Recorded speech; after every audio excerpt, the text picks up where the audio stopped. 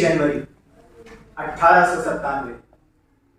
ये कहानी हिंदुस्तान के उस महान सेनानी की है जब मैं उनके साथ हिंदुस्तान को आजाद करवाने की यात्रा पर निकला। नेताजी एकाग्र बुद्धि होने के साथ साथ दूरदृष्टि एवं आकर्षण के भी धनी थे। उनकी इसी खूबी को देख गांधी जी ने उनको ऑल इंडिया प्रेसिडेंट पद पे भी घोषित किया। मगर नेताजी तो नेताजी थे। वो ये जानते थे कि भारत अहिंसा के रास्ते पर चलकर कभी आजादी हासिल नहीं कर सकता।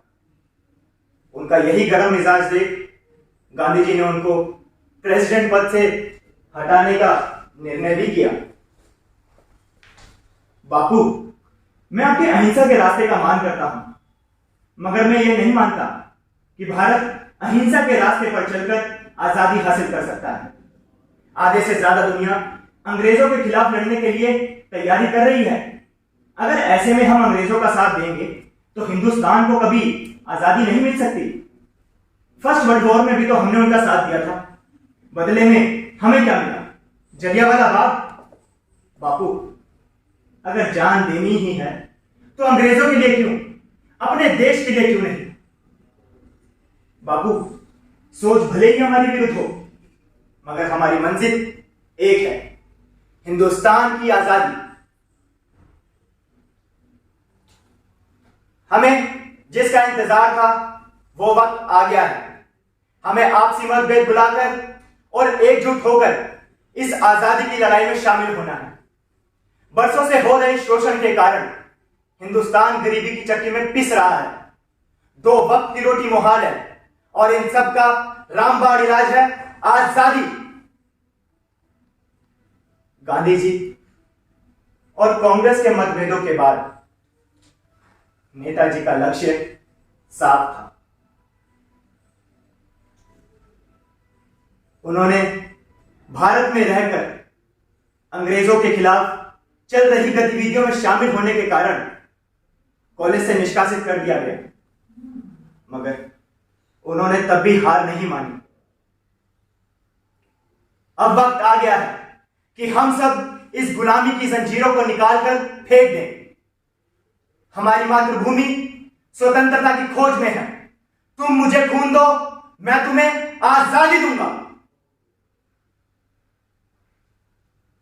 5 जुलाई 1943 सिंगापुर के टाउन हॉल के सामने सुप्रीम कमांडर के रूप में नेताजी ने सेना को संबोधित करते हुए दिल्ली चलो का नारा दिया और 1944 को आजाद हिंद फौज ने अंग्रेजों पर दोबारा आक्रमण किया और कुछ भारतीय प्रदेशों को अंग्रेजों से मुक्त करा लिया गया।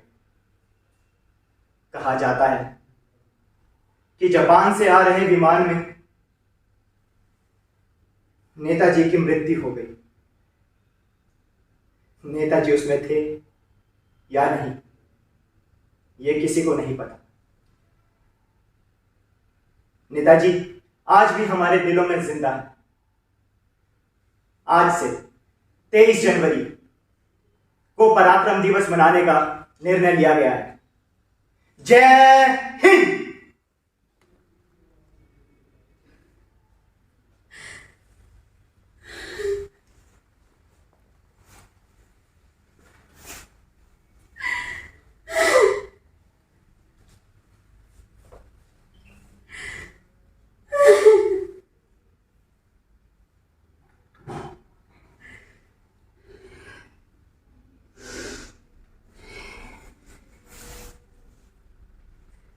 अपने बच्चे का मांस खाऊंगी अगर इस साल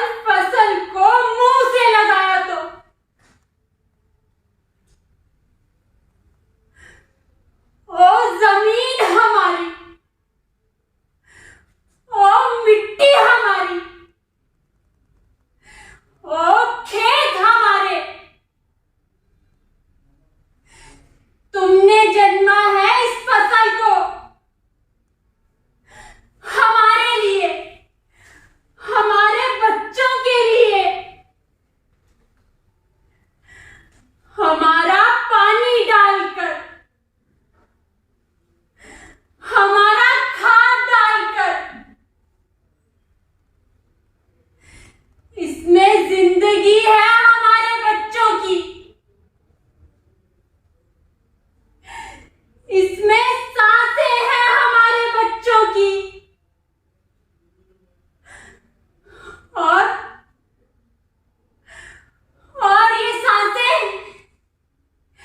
ये सांसें आज एक साथ मिलकर आसमान बुझा देती। ये सांसें आज एक साथ मिलकर धरती हिला देती। ये सांसें आज एक साथ मिलकर नाले बहा देती। अगर इन सांसों को जिंदा रहने का मौका मिला होता,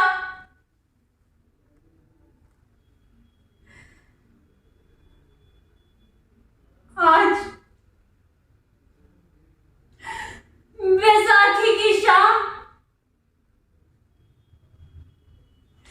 मेरे जैसी हिंदुस्तान की लाखों करोड़ों माएं अपनी आंखों में सुरमा पोते वाहे गुरु जी की नगरी अमृतसर की ओर निगाहें करके बैठी होंगी।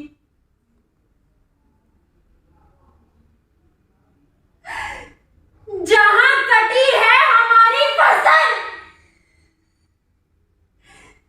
जहां उजड़े हैं हमारे खेत,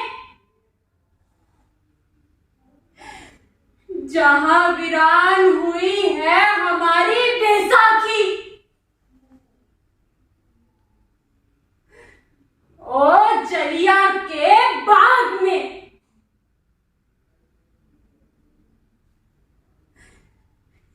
जिसकी मिट्टी को आज सुबह मेरे मुल्क के बच्चों के खून से रिस रिस कर रंग दिया गया।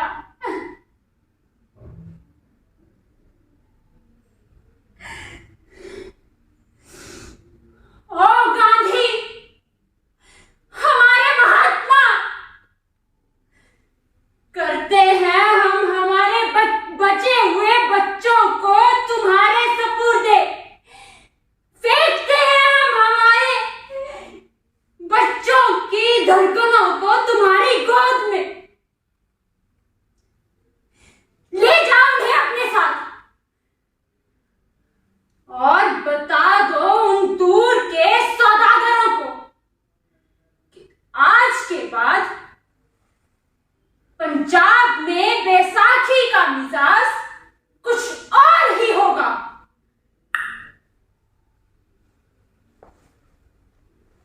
पकड़ दो। छोड़ो, मुझे जाने दो। छोड़ो मुझे।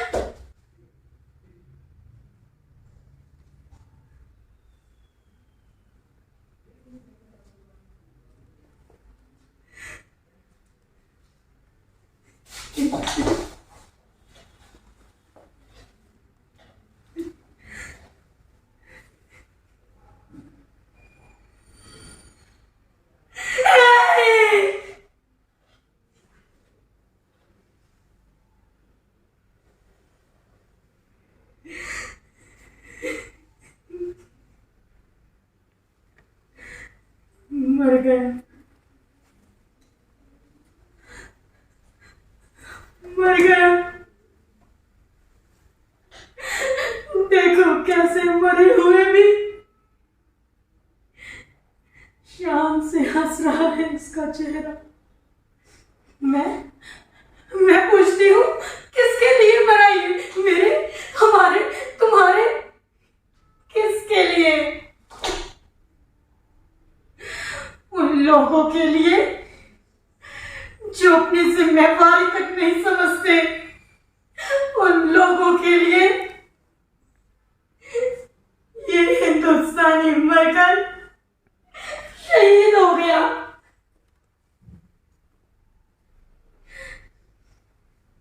वो लोग जो अपनी जिंदगी की हर उम्मीद इन सिपाहियों पर रखते हैं, माना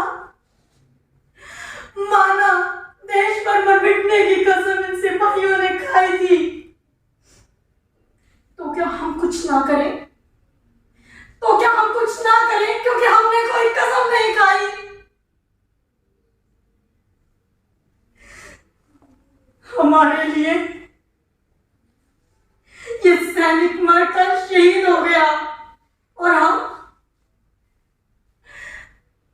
क्या करते हैं? वो रंगा लाल रंग में देश बचाने को खाई थी कसम वतन पर मिटाने को। चाहता था कुछ कर जाऊंगा पर मालूम था करते करते मर जाऊंगा। न जिस्म की फिक्र थी न आंखों में कोई डर। जिंदा रहता तो फेंकता हूं मगर हर मरने वालों के लिए बस मोमबत्तियां जला दी जाती हैं। जुल्म सहते हैं चुपचाप आजादी बुला दी जाती है। अरे क्यों हर हिंदुस्तानी का खून नहीं खोलता? क्यों कोई आगे बढ़कर ये नहीं बोलता ये हिंदुस्तान हमारा है, हम इस देश के लिए कुछ भी कर जाएंगे। मेरी भारत माँ तू आवाज दे, तेरे बच्चे हंसते हंसते मर जाएंगे। तेरे बच्चे हंसते हंसते मर जाएंगे। तेरे बच्चे हंसते हंसते मर जाएंगे।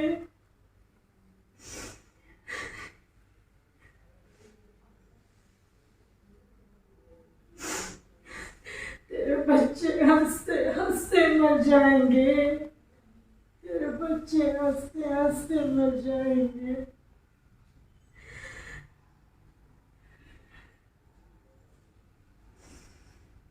बात करते हैं देश को आजाद करवाने की। आजादी के 75वें अमृत महोत्सव में क्या हम युवाओं का कोई योगदान नहीं, क्योंकि हमने इन सैनिकों की तरह कोई कसम नहीं खाई? नहीं मेरे दोस्तों, एक भारत श्रेष्ठ भारत को बनाने में हम युवा पीढ़ी ही तो इस देश का मार्गदर्शन करेगी। अरे तूफान भी जिसे देख घबराते हम तो वो फौलादी आंधी हैं। दिया होकर सूर्य से टकराते हम वो महात्मा गांधी हैं। हमारी रगों में चंद्रशेखर आजाद का खून है। हमारे बाजुओं में नेता सुभाष सा जुनून है। परिश्रम कर सफलता हम पा सकते हैं। आजादी के अमृत महोत्सव में हम ही भागीदारी निभा सकते हैं। हम ही भागीदारी निभा सकते हैं। हम ही भागीदारी निभा सकते हैं। हर एक युवा का कर्तव्य होता है कि वो अपने देश में अपनी भागीदारी को सुनिश्चित करे।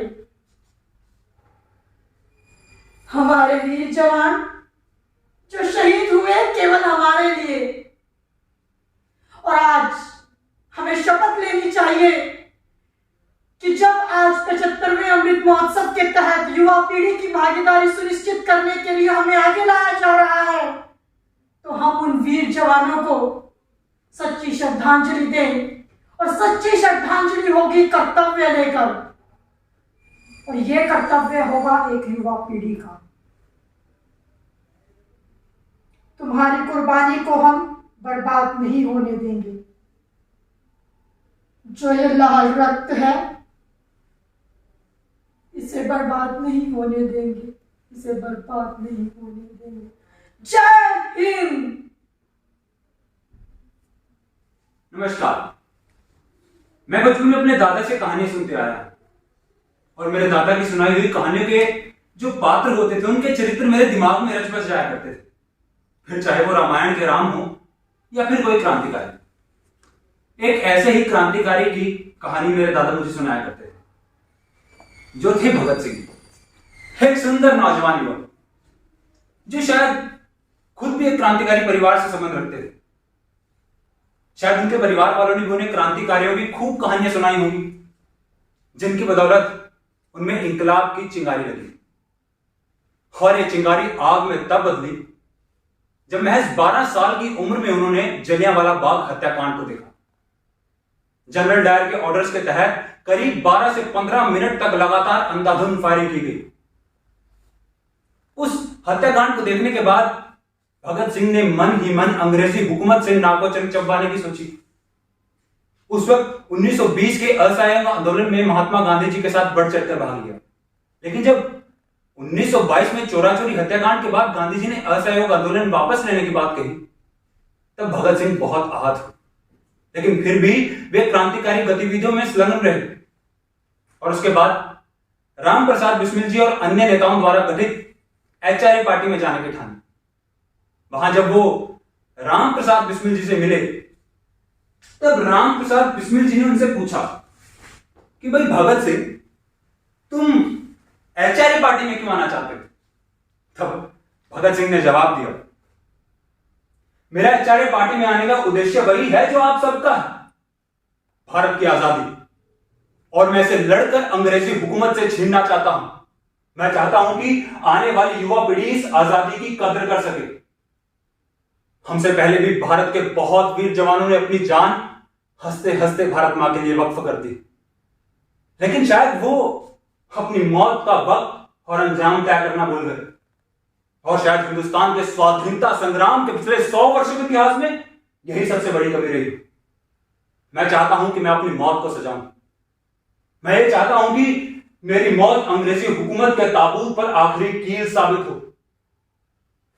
आजादी बहुत कीमती होती है जनाब, इसके बहुत से महत्वपूर्ण पहलू हैं, और इसका सबसे महत्वपूर्ण पहलू यह है कि आजादी के बाद का भारत कैसा होगा।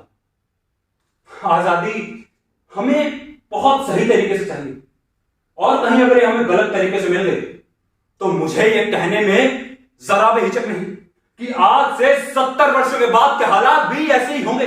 गोरे चले जाएंगे, भूरे आ जाएंगे, काला बाजारी का साम्राज्य होगा, घूसखोरी सर उठा कर नाचेगी, अमीर और अमीर होते चले जाएंगे, गरीब और गरीब, और एक धर्म, जाति और जुबान के नाम पर मुल्क में तबाही का ऐसा नंगा अनाज शुरू होगा जिसे रोकते रोकते आने वाली नस्लों और सरकारों की कमर टूट जाएगी। भगत सिंह के इस जवाब से उनका HRA में शामिल कर लिया गया।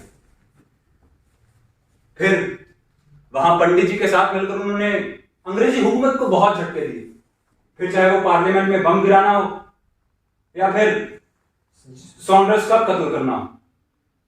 अंत में सॉन्डर्स के मर्डर केस में उन्हें फांसी की सजा दे दी गई, और इसी के साथ उन्होंने इतिहास की किताब में अपना नाम स्वर्ण अक्षरों में दर्ज करा।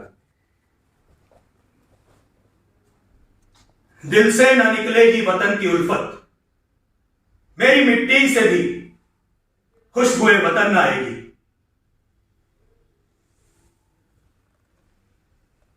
पहचाना मुझे? उधम, सरदार उधम सिंह। जी हां, मैं वही उधम सिंह हूं जिसने लंदन में जाकर 13 अप्रैल 1919 की उस दर्दनाक घटना का बदला लिया। आप लोग जानते हैं 13 अप्रैल 1919 का वो दिन क्या था? वो दिन था बैसाखी। जी हां, बैसाखी। और वो ऐसी बैसाखी थी जो हिंदुस्तान के इतिहास की सबसे खूनी बैसाखी थी।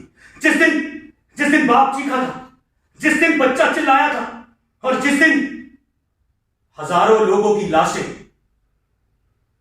निढाल होकर गिर पड़ी थी। आखिर क्या गुनाह था उन निर्दोषों का?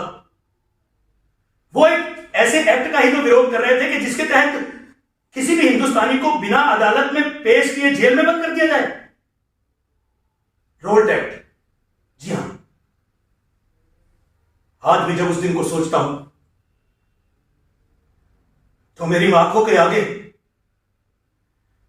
उस छोटे से बच्चे की रोती हुई चीखें, उस मां का खटा फटा हुआ सिर और उस बूढ़े इंसान का लाश, उस शाम की लाश आ जाती है। उसी दिन मैंने कसम खाई कि इस नरसंहार का बदला चाहे मुझे लंदन ही क्यों ना जाना पड़े, मैं जरूर लूंगा। वैसे मेरा जन्म 26 दिसंबर 1899 को पंजाब के सुनाम में हुआ। बचपन में ही मेरे माँ बाप मुझे छोड़कर चले गए, इसीलिए मैंने और मेरे भाई ने अमृतसर के एक अनाथालय में अपनी पढ़ाई पूरी की। लेकिन मेरे दिल से जलियांवाला बाग कांड के बदले को लेने की इच्छा मरी नहीं, क्योंकि मैंने उस दिन उस खून से सनी हुई मिट्टी को अपने माथे पर लगाकर कसम खाई थी कि जब तक उस पापी जनरल ओडवायर का खून नहीं कर दूं, उससे इस कांड का बदला न ले लूं, मैं शांति से नहीं बैठूंगा। और इसीलिए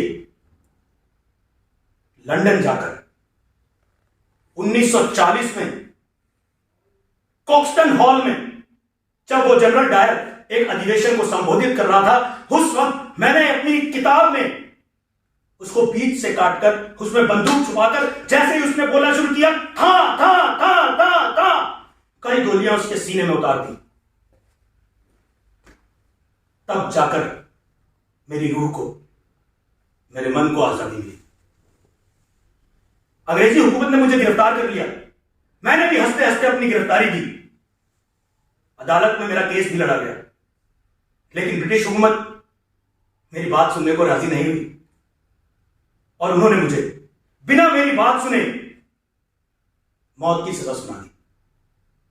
और वो दिन था 31 जुलाई 1940, जब मुझे भी मेरे साथियों भगत सिंह, राजगुरु और सुखदेव के पास जाने का मौका मिला। और मैं सरदार उधम सिंह हंसते हंसते अपने देश पर निछावर हो गया।